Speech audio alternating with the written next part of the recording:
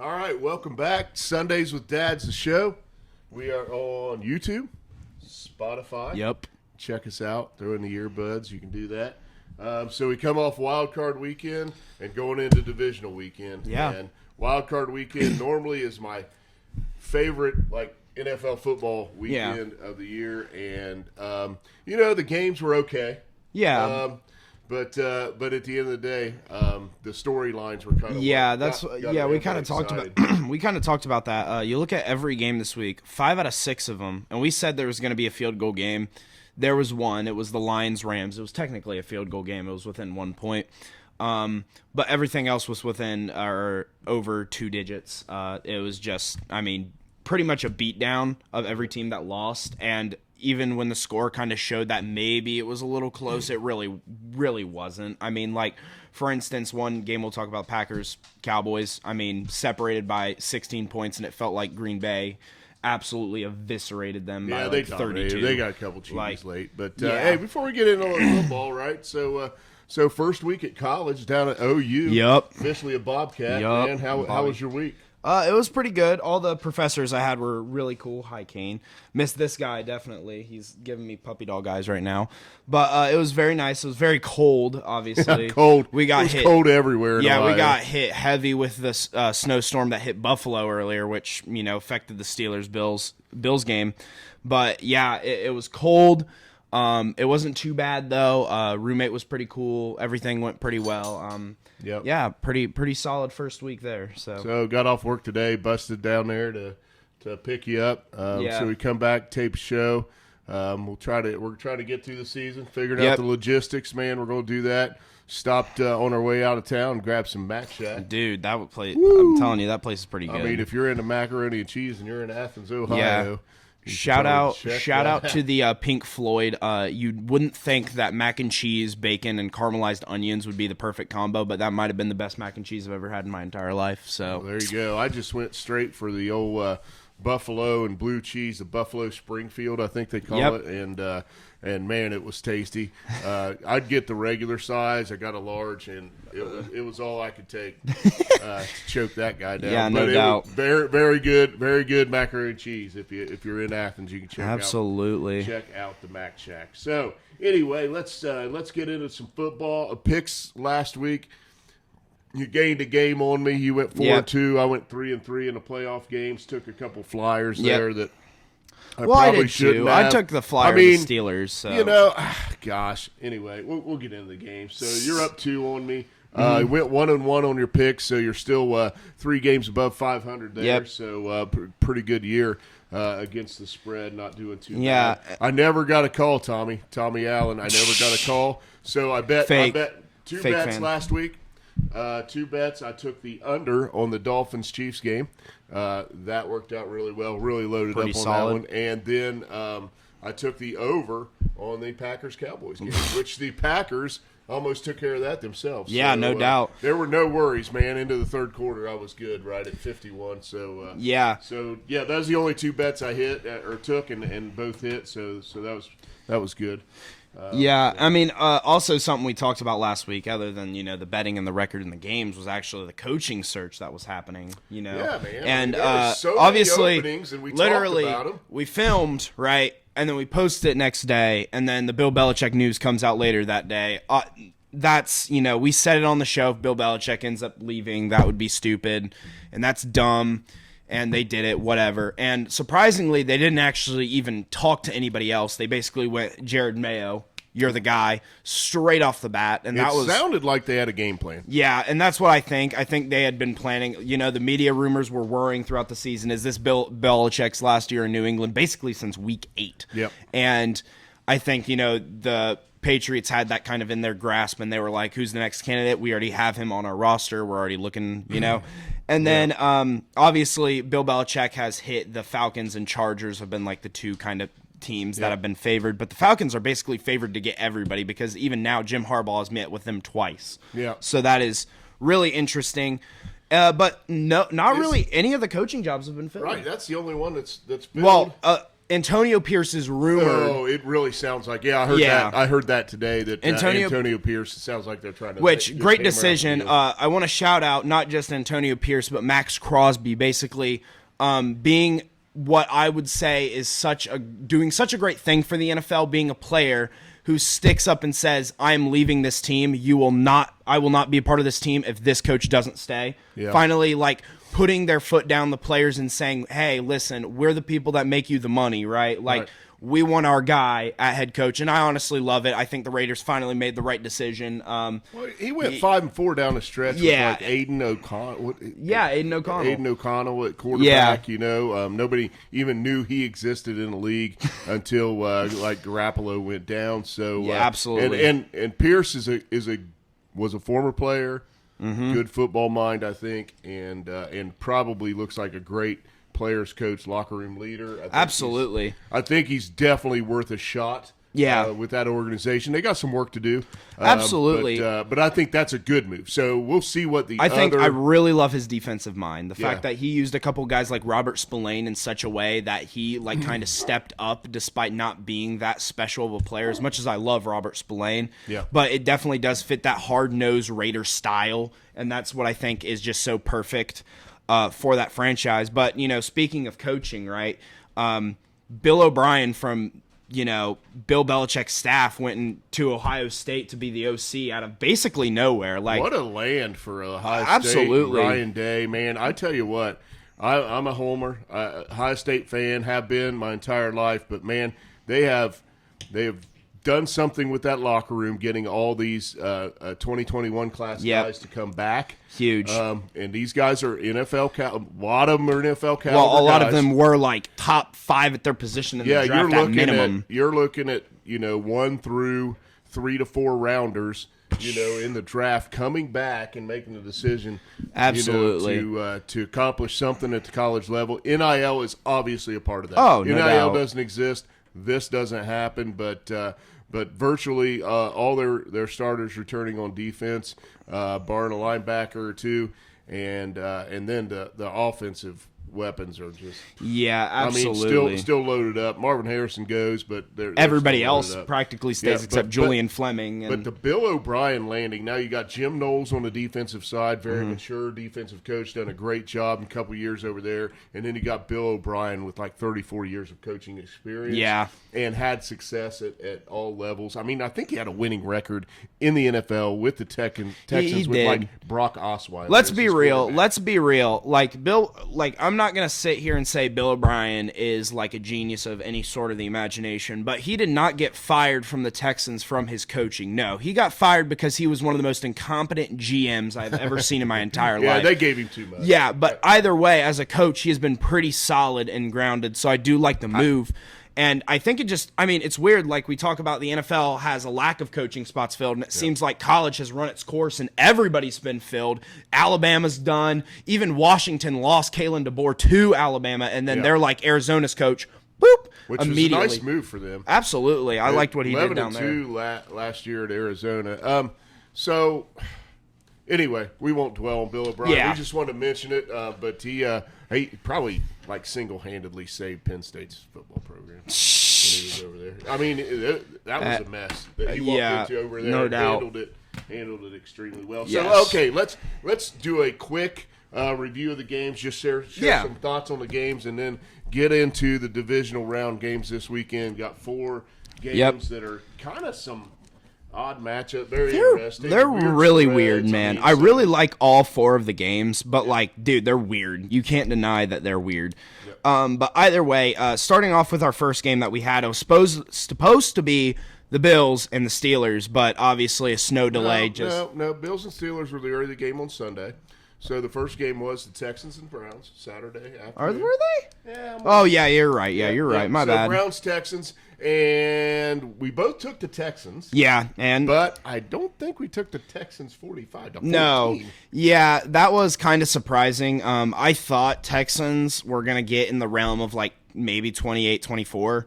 Definitely didn't expect the 45 mark. Of course, that's helped out by glorious Joe Flacco. Instead of throwing just interceptions like we said he would, he threw 2 pick sixes to the Texans. So. Yeah, back-to-back possessions in the in the third quarter, right? So it's like a one-score game, right? And we said Flacco turnovers. He was just under 2 picks a game in his starts. Yep. And man, the 2 he threw were just terrible. Yeah, they were bad. And obviously C.J. Stroud lit up a Browns defense that has looked very, very mortal every time they played away this year, and it kind of showed.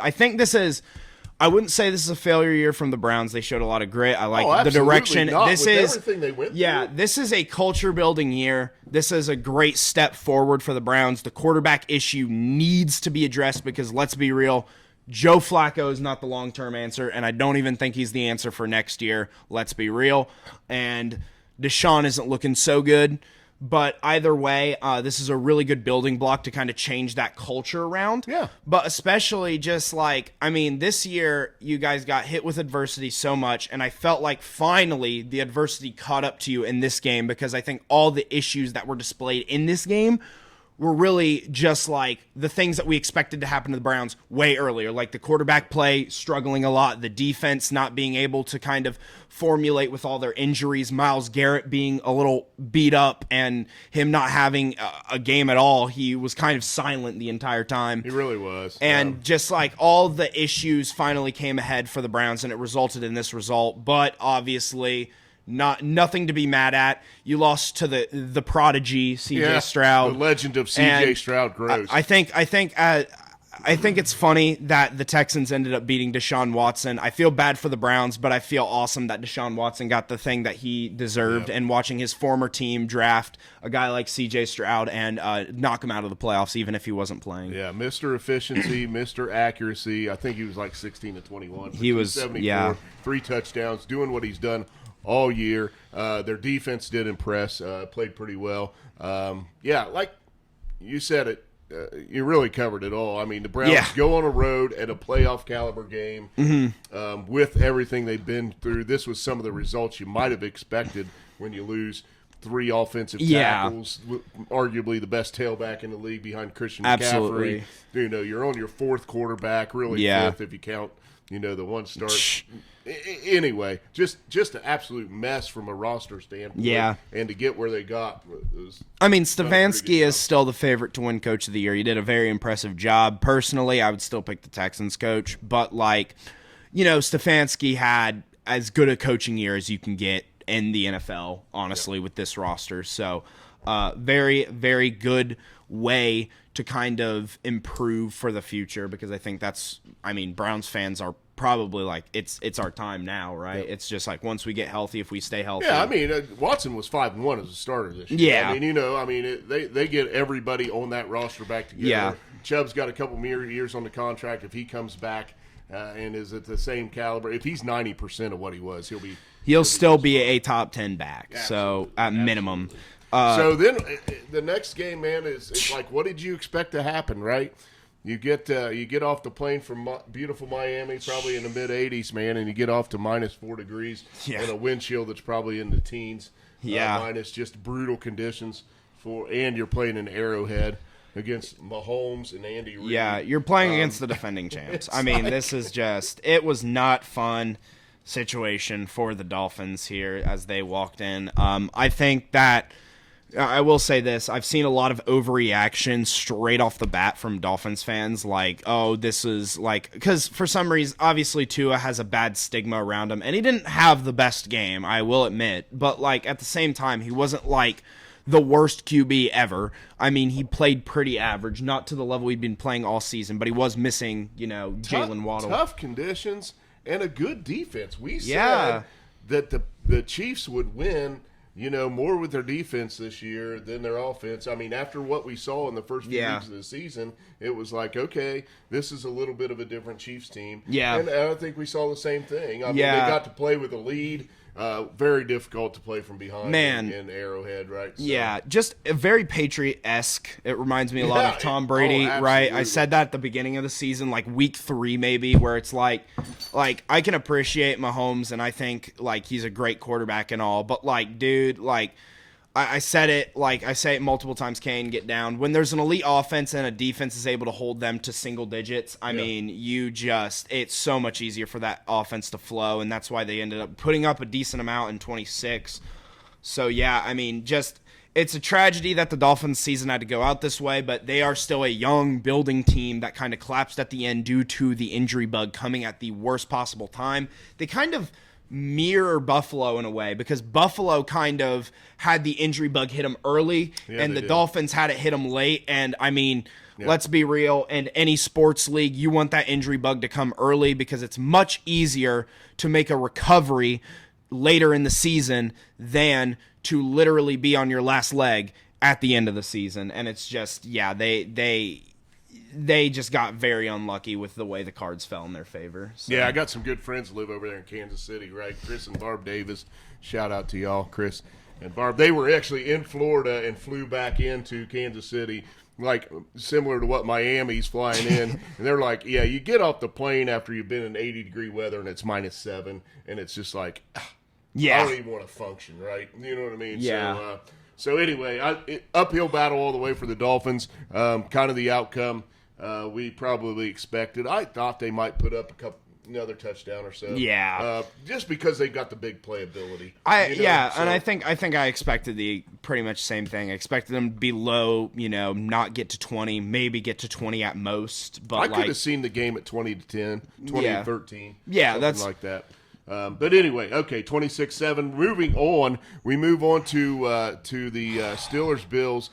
Bills, man, if you saw those weather conditions on Sunday when they were supposed to play, oh my Lord, man! So, and believe me, they never want to cancel anything in Buffalo. They want you to absolutely. Play in that crap. But it was the mayor. It wasn't even like the Buffalo Bills organization. The mayor is like, yeah, no flights coming in here, boys. Yeah. And I mean, the reason I got it confused is they announced that it was going to be canceled Saturday. Yeah. Like before any games had even started, they were like, hey, this game's not going to be played on Sunday. It's going to be played on Monday now.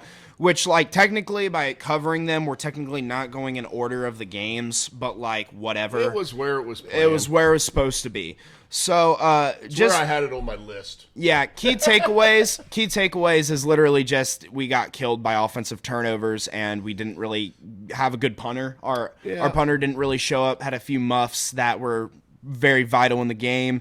And then, obviously, goal line interception by Mason Rudolph was kind of that dagger. Brutal. Yeah, and we also had a fumble in Bills territory that didn't help us either. First play, Dawson Knox down the middle.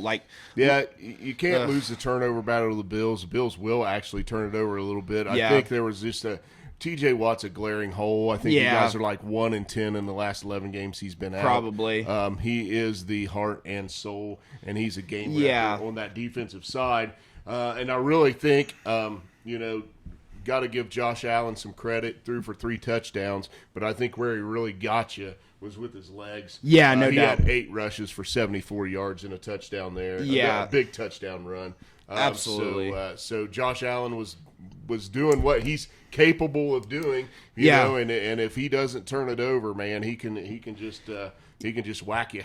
Big strong boy, strong arm, right? Absolutely. And, I'm wearing the Dayton jersey because now that the Steelers season's over, there's no point in talking about, heavy football with the team that I like other than draft day. But, Dayton also got ranked, so shout out to Dayton. But overall takeaways of this game, I'm not mad at it. I really hate how there's a Tomlin trend recent years where we dig ourselves into a hole by 14-21 in the first quarter. That's something that shows lack of preparation from a coach, which whether it's TJ Watt, whether it's not, that is something you cannot do in the NFL. You cannot dig a 14-0 hole in the first quarter. But I will say, to the benefit of Mike Tomlin, it was the turnovers that really hurt us. George Pickens fumble, Mason Rudolph goal line interception, like I mentioned. That's the difference. I mean, literally, you get that touchdown on the board, right? That Mason Rudolph goal line interception, you put a touchdown in that end zone, all of a sudden, that's 24-31. You don't fumble in Buffalo Bills territory. That takes away points. And on top of that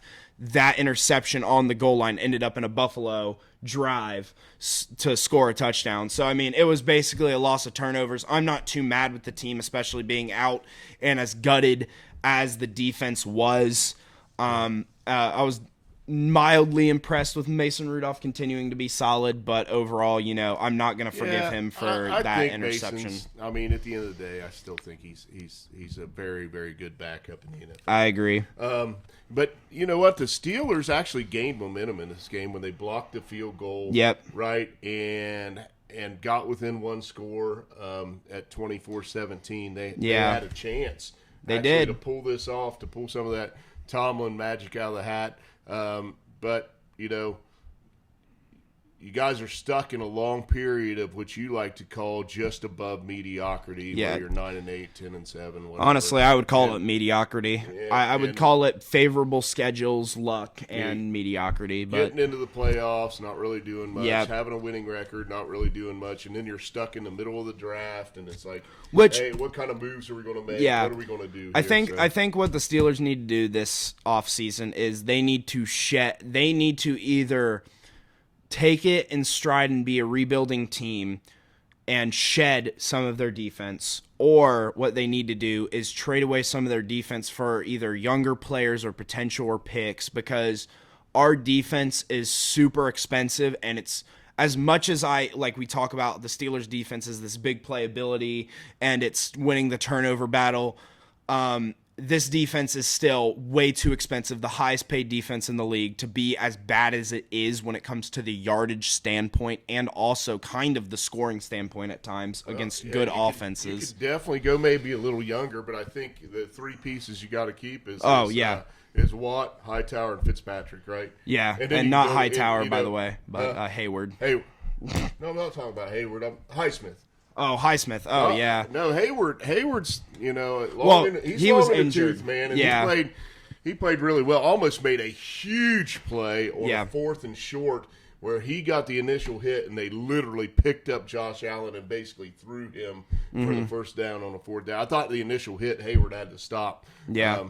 So he's still playing at a high level, but gosh, how long can he sustain that? Yeah, no doubt, but I agree with you. Highsmith, Watt. I like what we did with Joey Porter Jr. despite the penalties that he incurred over the season. He'll be fine. I'm ready for Quan Alexander to come. I think we need to go get a corner in the draft, and I think it's just too expensive, though, to maintain this defense, and there needs to be something done there, even if it's as extreme as it is, maybe even trading Hayward, just because his contract's big, he's old, as much as I would hate that because I love Cameron Hayward.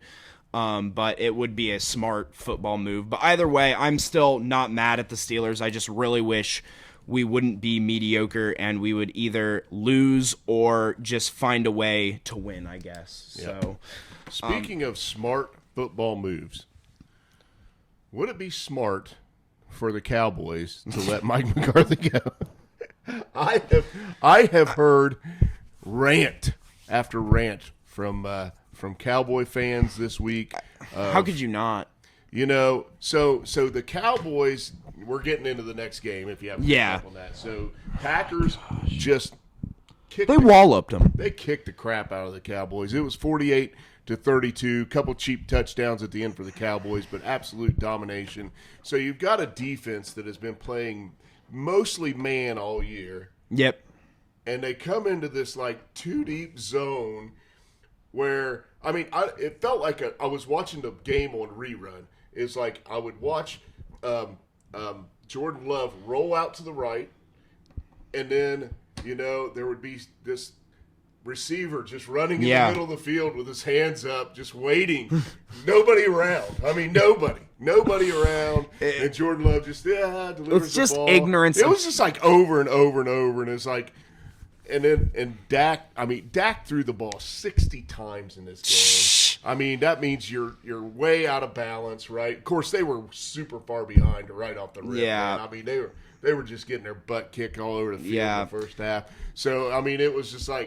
we talk about Mr. Efficiency. I think somebody showed the stats of C.J. Stroud and Jordan Love right beside each other, and they're literally the exact same. 16 for 21, 272. Stroud threw for 274, 3 touchdowns.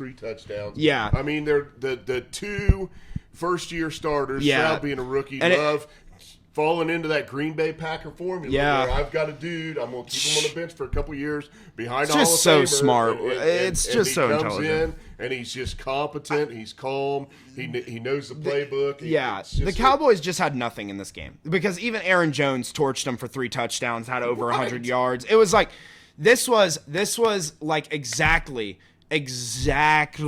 what gets a coach fired every time, and what like leads me to have my Brandon Staley stuff where I'm like, year one he keeps his team out the playoffs, and I'm like, that is a road that you cannot keep going down because it will never ever be successful in that way. When a coach fails like Mike McCarthy over and over and over and over and over and over again, someday you have to get it in your head, like most NFL fans, if you're an owner, this guy is not a coach that you want. Not because he's not a talented guy. I mean, obviously he is able to coach at the NFL level, and still Dallas at the end of the day went 11-6 in the regular season. That is still impressive.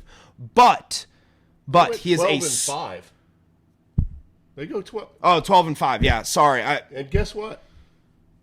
They're going to run it back. Yeah, they are, and they're going to do the same thing. Back. So here's my prediction for next year: 12-5, losing the first round of the playoffs. I agree, and this is the point that I was building up to: is I don't care how good his regular season stats look, I don't care how good his teams might look in the regular season.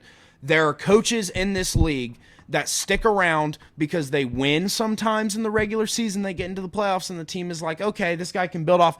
There are guys who are certified losers like Mike McCarthy, who all he does is lose.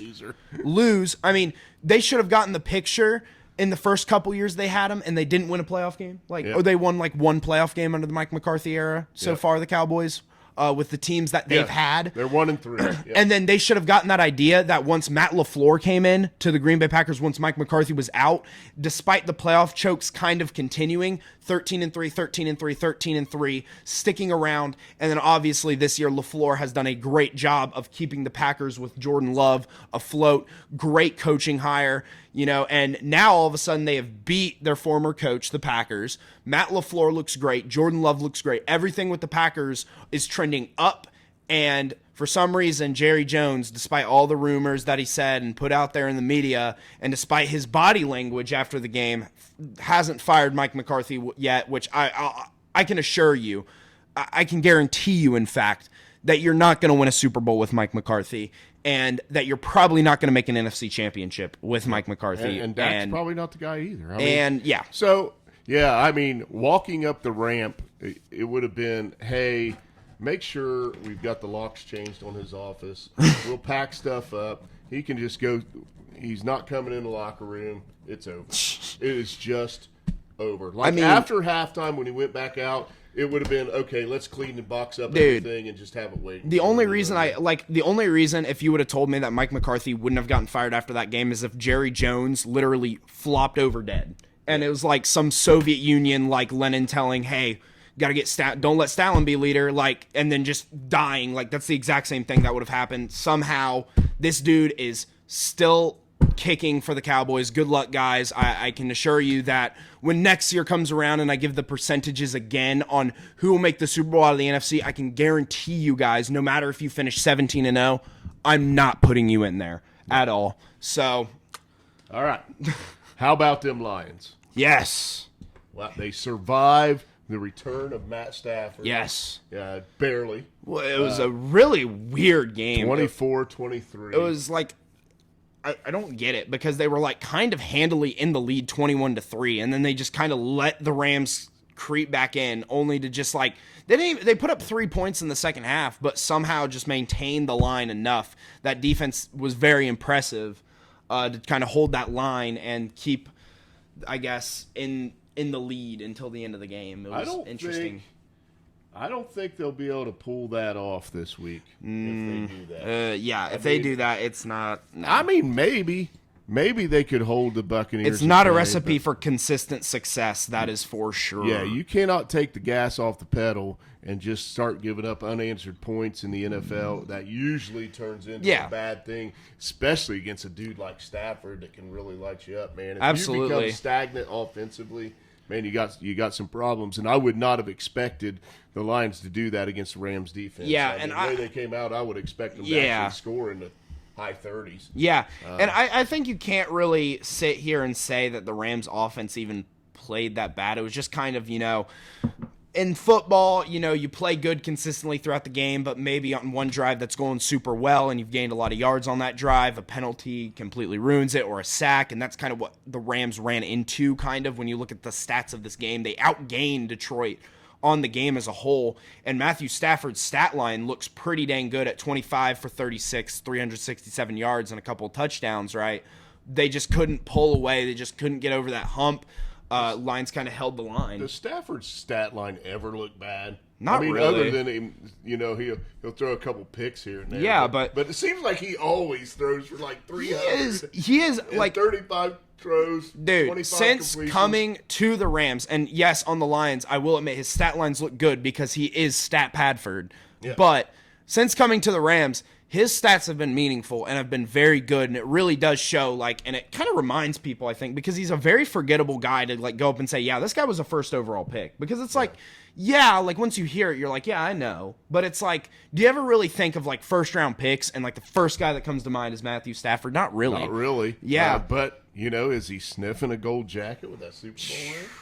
I mean, when you look at the career numbers. If you look at him, Stat Padford, statistically, man, he's probably sniffing it. On the other side of the coin, another guy that when you think of first overall picks, he doesn't really come to your mind, Jared Goff. Yeah. And, he has had a very consistent and solid, good career. Is it like we talk about, gold jacket, Hall of Fame? No, but he has been a very good quarterback at the NFL level where he's almost in that, Hall of Great category at this point, and unless he gets more, which he has still a young guy, obviously. Oh, yeah, he's got a lot in the tank. Plenty of time. Man, he been on a couple good rosters. Yeah. And you put a good roster against a guy like that, I think he's cerebral. I think he understands the game. Yep. I think he knows how to manage the game. He can play within a system. They got a good running attack here. They got a decent defense. I do want to kind of shout out my brother Zach, because at the beginning of the season he was doing his fantasy draft and he's like, I need a quarterback, who should I draft? And I told him Jared Goff, and he's like, I'm not drafting Jared Goffle. And I'm like, he's not that bad. Last year he had 29 touchdowns, 7 interceptions, and this year he's probably going to do the same thing because the Lions have improved. But I had him in fantasy. I had him and Cousins before Cousins went down. It was a great 1-2 punch. Absolutely. I drafted him in my fantasy league along with Justin Herbert, and while I started Justin Herbert almost every week other than his bye, Cousins screwed me, man. Oh, I know, dude. I got screwed over by some luck in fantasy. And Justin Jefferson. Yeah, but either way, all right, Lions, Rams. We digress. Okay. Hey, Lions are in the divisional round. Woo! At home. Woo! And favored. So there we go. When's the last time you said that? I really hope as we get to talk to we have one more game to cover, obviously, in the recap. But once we get to the actual games that are being played this week, I hope I can give detail on what I hope happens in a couple of those on the NFC side of things. But getting into the last game, the collapse has been complete. Yeah. The Eagles have fallen off the mountain as the NFC defending champs. They started 10-1, looked like the same thing, looked very good, looked like the best team. They found ways to win, and then all of a sudden, down the stretch, they started to lose games a little bit tight. Then they started to lose games by a touchdown, and then they just started getting their ass kicked. Yeah, and it was just this was embarrassing. This last game was just straight embarrassing if you're an Eagles fan. Obviously awesome. I love that the Bucs won because I love kind of the story with Baker Mayfield, which it kind of, like I said in storylines, that I'm happy that, the Texans beat Deshaun Watson's team, right? Because I think he deserved it. I think it's funny to see Baker advance and the Browns kind of go out and kind of Baker win in that way. I don't hate the Browns in that way, but I just think that it was kind of scummy what they did to Baker, and I'm glad to see him have Baker NFL got hosed success in Cleveland, but he looked good last week. Dude, he's looked good all season. I don't know if you've seen the stat comparisons online, but the stat comparisons between him and Tom Brady are very, very similar. And I think Tom has had a couple more yards, probably because Tom threw about 700 more times than Baker Mayfield. Set the record, by the way, last year for pass attempts was Tom Brady. So the stats are a little bit inflated for Brady, but overall, Baker has had a wonderful season for Tampa Bay, despite their 9-8 regular season record would show. They have been very, very good with Baker on back the offense. In the divisional round. It's been great. Back in the division. He was there just a few years ago with the Browns and had Kansas City on the ropes, right? And everybody, and then he played he gutted out a season, beat up, hurt, shouldn't have really been playing. Yeah. Browns as an organization should have pulled him off the field, honestly. But he's a gamer. He's a tough one. And he's even showed that this year, man. Yeah. So and I think the locker room embraces him. And if you think they're going to Detroit as an easy out, man, no chance. No, but either way, I do want to touch on, we talk about the Buccaneers. Kind of the key to their success was Baker and his 3 touchdowns, and actually the run game wasn't too bad either. Which they've struggled with on and off this year. Yeah. But pretty damn good defense. I was about to say. The defensive line up front is as good as anybody. Oh, dude. So, with stars like Vita Vea, who, a lot of people forget about, really good D tackles other than Aaron Donald and Chris Jones in this league. But there are some D tackles that are on another level, because kind of people with defensive trends and positions, like with cornerbacks, people are going to look at interceptions. With defensive linemen, they're going to look at sacks, right? And that doesn't really tell the whole story, especially when you're a D tackle. Yep. Like Vita Vea, who has been elite in the NFL for about 3 years now, and he has been kind of the anchor of that defensive line, and he is as big of a superstar in terms of how he plays on the field as those top-tier D tackles, and he kind of gets overlooked. Yeah. But overall, I want to touch on, Eagles, what failed for them. Well, first off, run the ball. Having 15 rushes is not a recipe for success. I know you get down early. I know. Still find a way to incorporate the run, or else you are not going to be unpredictable. The best games they had earlier in the season was DeAndre Swift, man. With Swift and Gainwell or whoever they had back Yep. there, right? And to abandon that, or even Hurts. Yeah. Use Hurts in the running game. He's got that ability, right? Listen, I know you had first quarter carries, right? And I don't really know how many carries the Eagles had in the first quarter. I don't have that specific statistic, but being down 10-0 after the first quarter and only having 15 rushes shows me that is very 16-9 at halftime. After the first quarter. 10-0. Well, coming out of the half, 16-9. Well, yeah, no. You are in the game. They were in the game by one possession pretty much the entire time, or if they were in 2 possessions, it was literally by most 10 points, and they still failed to run the ball. It's come on. You need to run it. Something just felt like it broke somewhere in the Eagles organization this year, and I can't speak to exactly what that is, but it's broken. I don't think you throw Sirianni out. No, he's not the problem. At all, but something different needs to happen, and I can't put my finger on it. I wouldn't be able to. Maybe if I was an Eagles insider, I'd have a little more insight on this. but something was broken. I know A.J. Brown was hurt. And I was about to say, I get, A.J. Brown is hurt. That's no offense to any of the other guys, and I know offensive linemen, but he is your most, in my opinion, valuable player on offense. A.J. Brown has kind of been when they were dominating, it was A.J. Brown, 125 yards, 7-game streak, right, is when they were at the peak of their dominance in the NFL this year.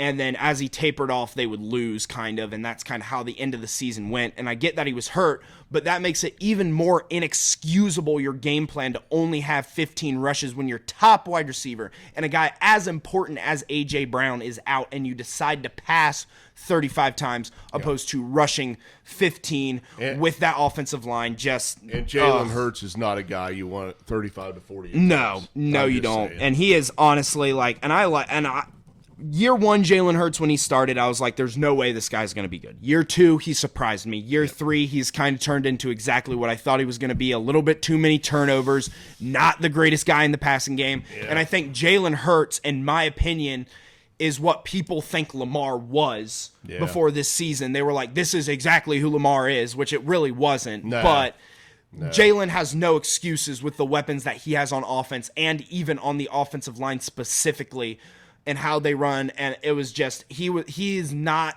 the guy this year, Maybe it's next year, but you guys definitely need to figure out something. The formula for success for him is 30 attempts or under, and then a solid rushing attack, that he's a part of, right? Absolutely. Because he has to be the kind of that dual threat quarterback, I think, to be successful. I agree. And they just they lost that. They lost it. The defense. One rush for Jalen Hurts for 5 yards is not what Jalen Hurts wants to do. I haven't even seen that stat. Oh, I know. Good night.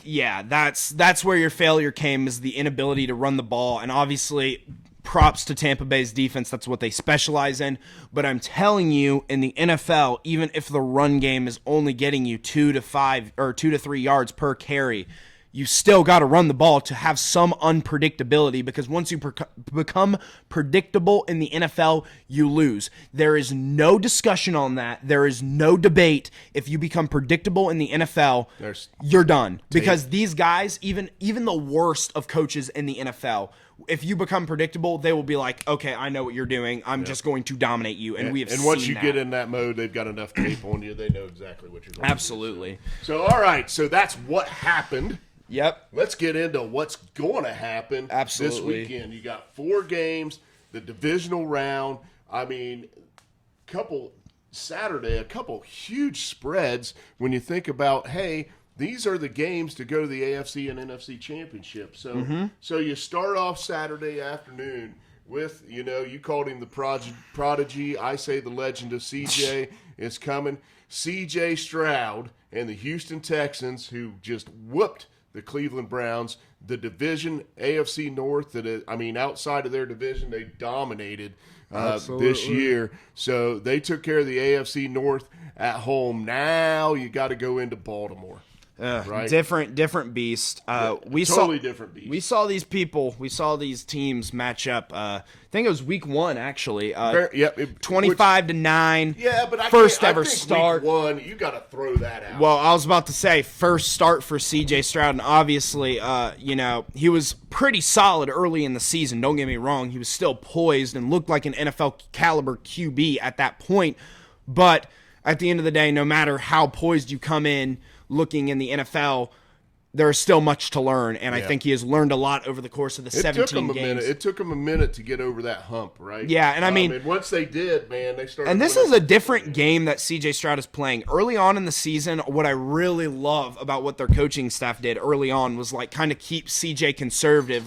CJ, don't throw a lot of picks, right? We're going to keep your confidence up. Just play good, solid football. And they raised his confidence, and then afterward he was able to capitalize, and then they're like, now we're going to take a couple risks. Now we're going to let you be who you are. You learned how good he could see it, right? Yeah. He learned how good he could see it, and when he sees, a man-to-man situation, he sees separation, the dude can throw it on. Yeah, absolutely.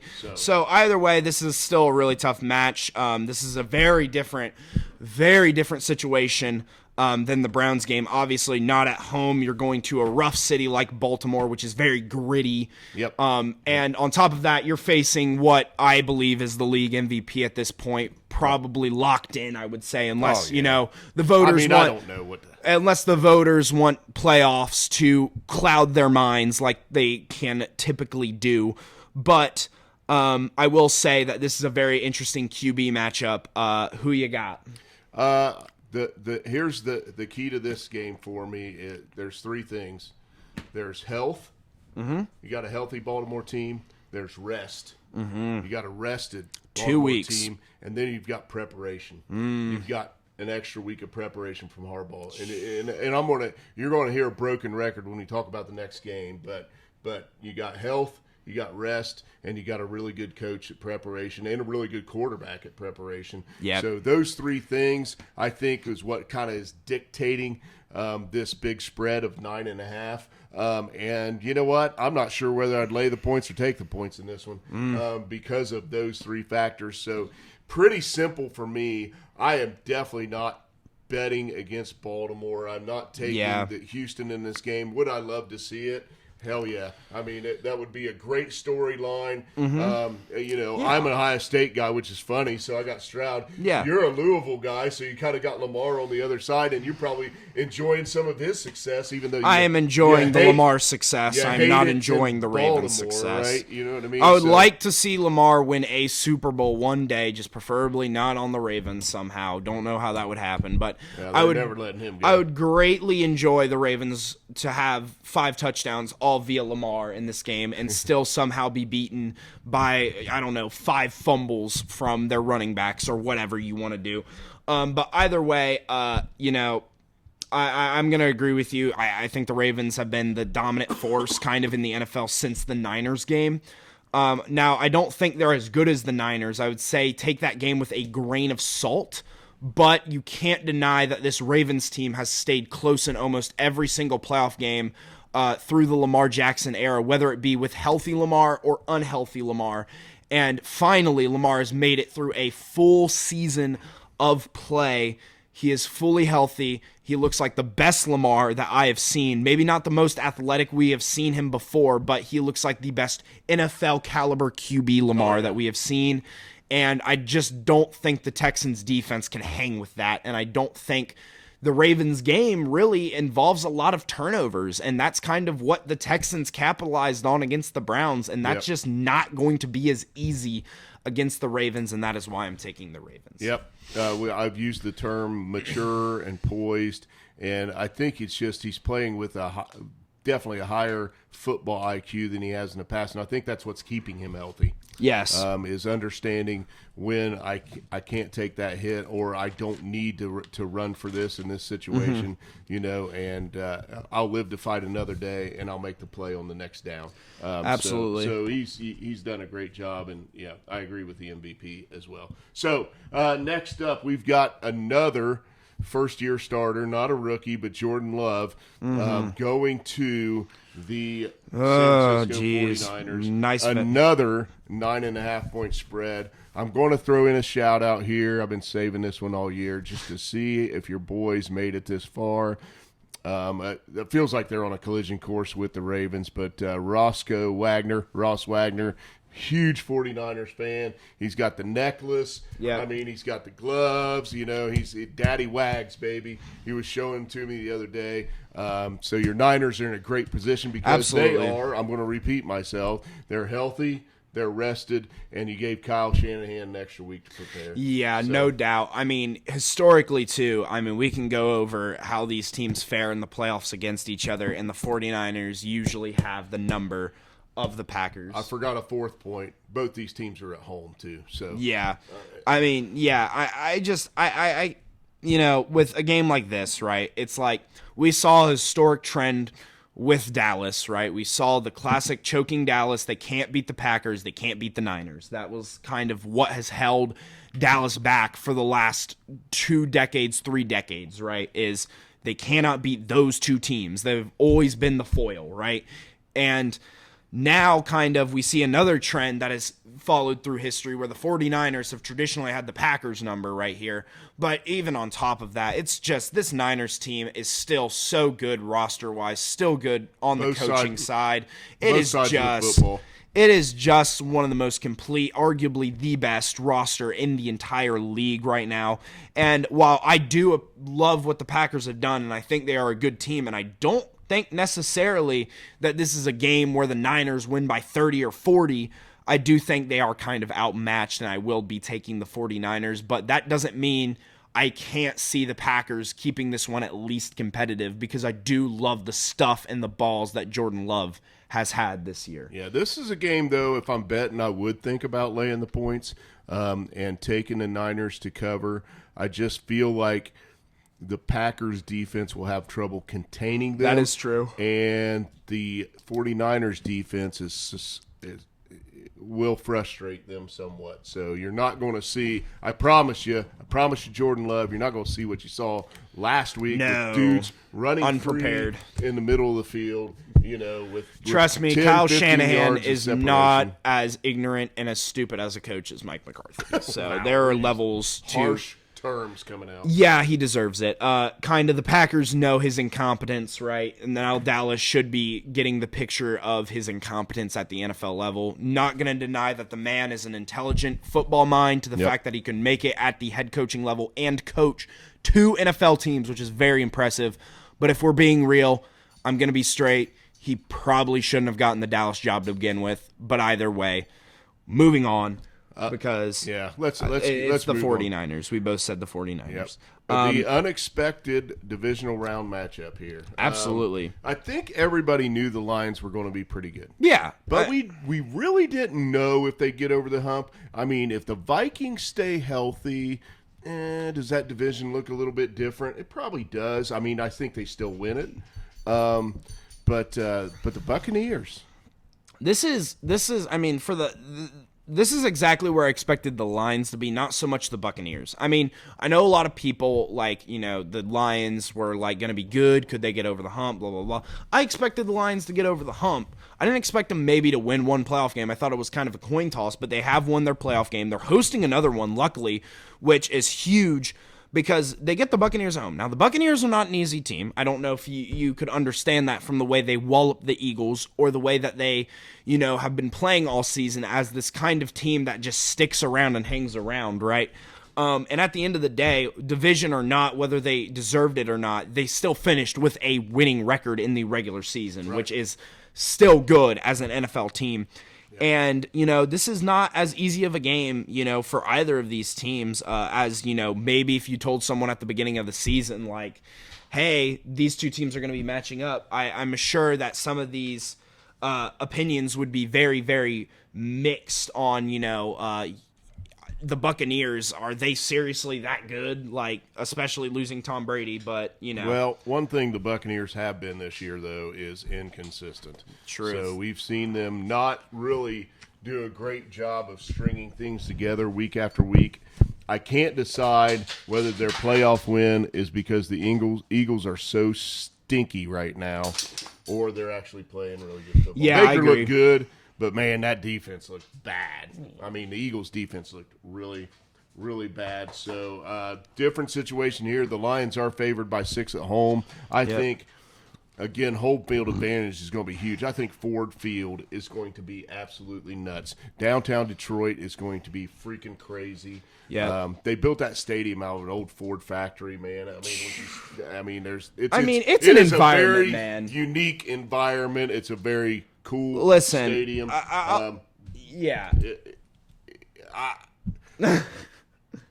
This is an interesting. This is a tough one, but I think home field advantage. I think the roster that the Lions have on offense just enables them to have just a little more versatility than the Baker and Bucks, man. And I don't know if it's a 6-point game though or not. I don't know. Yeah. That. It's that I'm not advising anybody which way to go on this one, but I am going to take Dan Campbell, Jared Goff, and these Lions to win this game. Yeah. So I want to kind of set the mood here, right? Set the mood. So obviously, if you've lived kind of in the United States around the Midwest, you have heard stories of specific cities in the Midwest that are very looked down upon, whether it be Cleveland, whether it be Detroit, whether it be, any other, kind of looked down upon city. Old industrial cities. Yes, they've been looked down upon. And part of that contribution was, the biggest sport in America is the NFL. Whether you like it or not, it is the biggest sport in the United States. And part of that is both of those organizations that reside there have had little to zero success, actually, since the inception of the league. They had one before the Super Bowl era a little bit, but let's be real, that was back when those cities were thriving. They literally call Cleveland Brown the factory of sadness. Literally. And I mean, now what I've loved to see is I feel like over the course of the last couple of years, those cities, not just because of their franchises, like the Detroit Pistons winning in the early aughts or in the 90s, or, the Cleveland Cavaliers finally bringing that championship home to Cleveland. But those cities have actually been on an upturn, and they have been improving. And I think, nothing symbolizes that more of the improvement that they have made over the past 6 years, because it has been drastic if you look. than their sports franchises in football, specifically the Browns and the Lions. But the Lions were in that area where they were still lowly and kind of not having much love there. They were in a rebuilding process. And then Dan Campbell comes in, and he is, and I hate to say this, but he is literally Detroit. He feels like he is so Detroit. And he has rallied the locker room. He has rallied the fan base, and overall has won this city. Yeah. And even though the Pistons right now are one of the worst teams we have ever seen in NBA history, and the Red Wings are also not doing so hot, the Lions have rallied the city of Detroit, and it feels like there's hope. There feels like it feels so beautiful. And this is what I love about sports, is it brings people together. And you know what? I'm going to keep believing in these Lions here, because I do have them winning this game. And obviously that's not the surprising pick. They are favored by 6. But I will say that I just think that this Lions team is a team of destiny to at least touch the NFC Championship.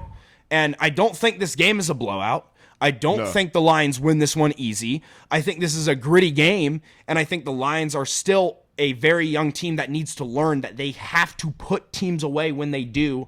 Yep. But they've showed they can win some gritty games. They have shown they have won. They went into Kansas City games. and won early in the season. I mean, they needed some things to go their way, right? Yeah. So, and things have been going their way, and good teams, for some reason, things just happen to go their way. So, yeah, agree with you. Dan Campbell, keys to the city, man. I mean, the heart, the emotion, the passion that he shows, and he gets it out of his players is great. Yes. So could you imagine, if you will, that out there in San Francisco we get some kind of crazy upset? And that's what I was talking about earlier. You get the Packers. I would say the Lions at Ford Oh Field. my gosh. How crazy would if that the be? Packers, I'm just going to say this, like, I'm not even joking. I'm a Steelers fan.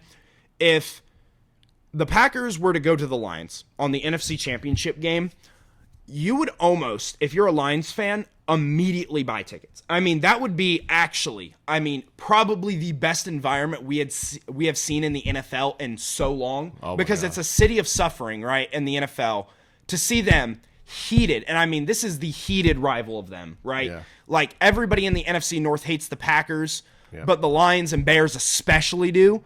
Yeah. The heated rival, trip to go to their first ever Super Bowl, that place would be popping, and I guarantee you that if they were to win this game, even if they were to face the 49ers and win and get to the Super Bowl in any way, shape, and form, that the entire city of Detroit might be flooded out of the happy tears that they might fly. I hope it's happy tears, dude. Man. Don't burn the place down, guys. Dude, no, I'm genuinely rooting for the Lions with my full force now that the Steelers are gone, and you know, like, if they were to somehow pull it out and win the Super Bowl, I would consider that like a team that I rooted for winning a championship finally, and I would be satisfied for the next 35 years, because this is just such a team to watch that I can't help but love the adversity that they have gone through. But anyway, moving on, we should get down to something you said earlier was, it kind of seems like the 49ers and Ravens are on a collision course, and I would beg to differ, because the Ravens, while the Texans are not an easy opponent by any stretch of the imagination, we can all sit here and admit that they're still a young team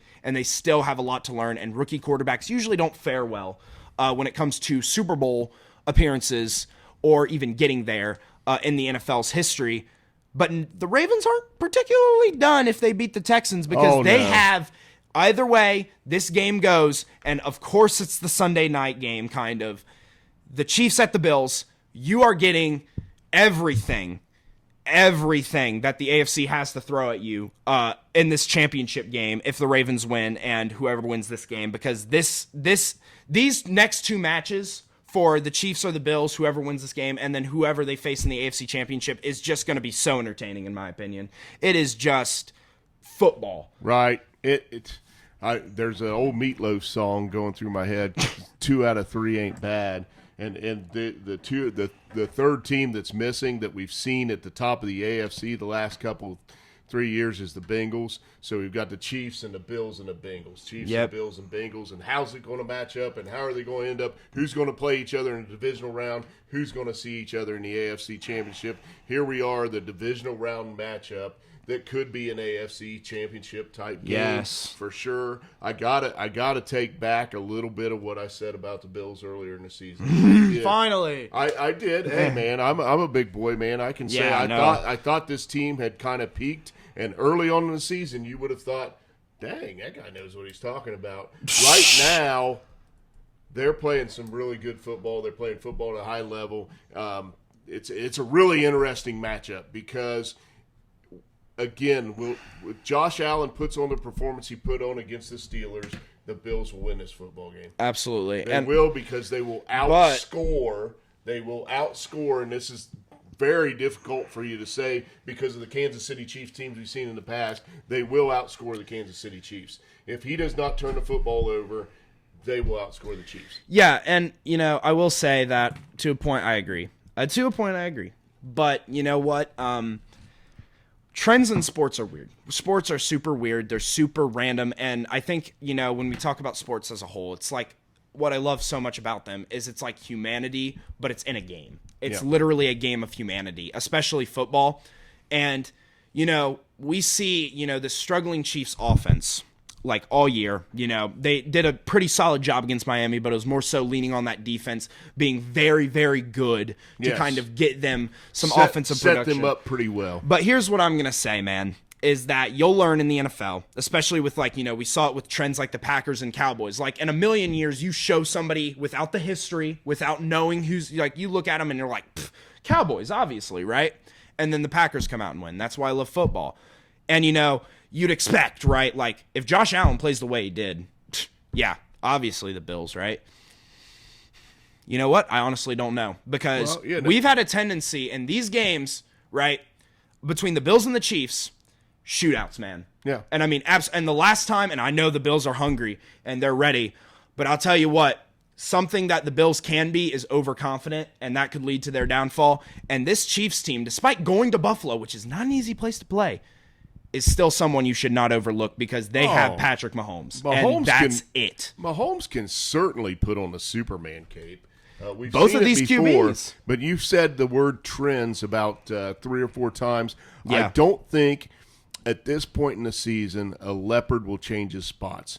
And offensively, that receiver room and the execution on the offensive side have killed drive after drive where Patrick Mahomes has executed. So those guys aren't changing who they are. Yep. They're not a different group of players running out there. Yep. Tyreek Hill is not on this offense, right? Yep. So I don't see them being able to flip a switch. Mahomes has played a high level all year. Oh, yeah. So what's everybody going to do around him? Are they all of a sudden going to be good? That is true. I feel like they are – Denny Green, they are who we thought they were, right? And I feel like them, and this is the first time they've had to go into an environment like this. Mahomes has never had to do this. He's always been at home. He's always been able to look at the crowd and go, quiet, and I can work my magic. Now you're going to have the Bills Mafia, the absolute city of Buffalo going absolutely batshit crazy. I mean, rooting against you, and I mean, it is a it is not easy. I mean, it's a blood match, right? This is a shootout, man, in my opinion. Whether it be defensively, whether it be offensively, this game is going to be close. I mean, this game is chippy. These teams hate each other, man. Yeah. Like the Bills are hungry after what happened, and the Chiefs are sitting here, and I mean, they might not be as hate-filled as the Bills, but they still don't like them. They're standing in their way of another Super Bowl crown. That being said, with all these details, who do you have? Despite what I said about the Bills earlier in the season, this is probably a game I'll bet, and I'll bet them to cover that 2.5. I am going to take the Bills to take down the Chiefs. I think the Chiefs have some work to do with that roster. Now, they get a couple turnovers. That defense does pretty well. I mean, like I said, Mahomes can put on the Superman cape. We've seen him do it before with the legs, with the arm, with, we saw crazy it in the Super plays, Bowl. Sidearm, submarine throws, shuffle passes, whatever. We've seen it in the Super Bowl, right? Absolutely. Absolutely. Dude. I just feel like, and we talked about health a little bit. The Bills are a little banged up early and have kind of gotten healthy, and they're at home. We have not seen Kansas City do this before, and this is probably the poorest offensive roster that they've had in Agreed. the playoffs. So for all those reasons, I'm going to go Buffalo, and I'm going to go Buffalo to cover the 2.5. So calling it right now. Yeah, no, that is super, super reasonable, right? And we talk about trends right now, and obviously, Bills, they seem like the team that's going to win. But we also talk about trends, and buddy, historically, we love those Buffalo Bills and how their organization has been. We're going back and you in know history what? now. Hey, you can go back to the 90s. Legit. You can go back to the 90s and you can look at their 4 Super Bowl losses. I don't care. Those were the past. I get it, right? But you can even look at recent times, and you have looked at how the Buffalo Bills have performed in the playoffs when the lights shine. Because guess what? Cool, you beat down on the Steelers. Cool, you made a comeback against the Dolphins who were collapsing. Cool, you have somehow found a way to win your division. You're at home. Cool. Here's my thing, though. Every single season when the lights shine in the playoffs, you have failed, and I mean utterly failed to show up. It happened against Bengals went in there last year. It happened against the Chiefs when you lost. Say what you want about the overtime rules. Patrick Mahomes toasted you at the end to literally get them to overtime. At the end of the day, football's played between two sides, offense and defense. You've got to have both to win the Super Bowl. The Bills did not. And then the Bengals go in, and I thought last year, and I had conversations with them, I was like, I think the Bills are going to do it. I think this is the year the Bills do it. And they went in, and whatever you want to say about the score, whatever you want to say about the conditions, they got embarrassed. And I mean straight up embarrassed and outcoached, in fact, by Zach Taylor. And it was embarrassing. So you know what I'm going to do here? And yes, the Bills can win this game. Yes, honestly, I hope the Bills win this game because I have been rooting for them since I was a little kid because I like the Bills. I like their history. I like, kind of like I said, those teams that have struggled historically. And I love to see them come out of the mud. That being said, I'm going to take the Chiefs because historically, these Bills, Bills, they have not shown up. And until you can prove me otherwise, I'm not going to take you. Listen, I think you did a really good job against the Steelers, and I like what you showed, but let's be real. The Chiefs aren't the Steelers. These are the defending champs that everyone has looked down upon all year and kind of grasped over because, they're the 3 seed, right? Yeah. That's not how the NFL works, buddy. This is Andy Reid still. This is Patrick Mahomes still. This is Travis Kelce still. This is Chris Jones still. And as gutted as this roster may be, they're still going to show up. And if you think you can waltz in there like you did last year against the Bengals and fail like you did, if you waltz in there like that, you will do it again. And you will repeat trends. And I'm telling you right now, honestly, if you lose this game against Kansas City, you need to change something. There needs to be a culture change. And I don't care how good you guys have been consistently. This is a legacy of failure building if you lose this game. And it is a massive legacy of failure because now you will be remembered as the team, especially if the Ravens beat the Chiefs the next week in the AFC Championship, you will be remembered as the team over the past 5 years that was good, but never good enough because every other team that has been on your level has at least made the Super Bowl, and you are still grasping for even a sniff at it. Hey, man, that was good stuff. So you got the Chiefs. Yep. All right. So there you go.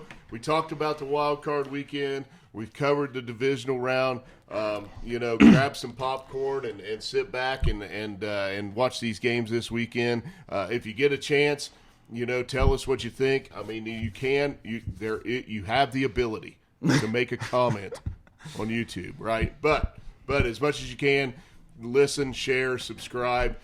Tell your friends about it, and we appreciate you. Only a couple weeks left in this NFL season, a couple more shows to go. 2 more. So it's been a great ride so far. We're still pushing toward 2,000 views, man. We're almost 1,900.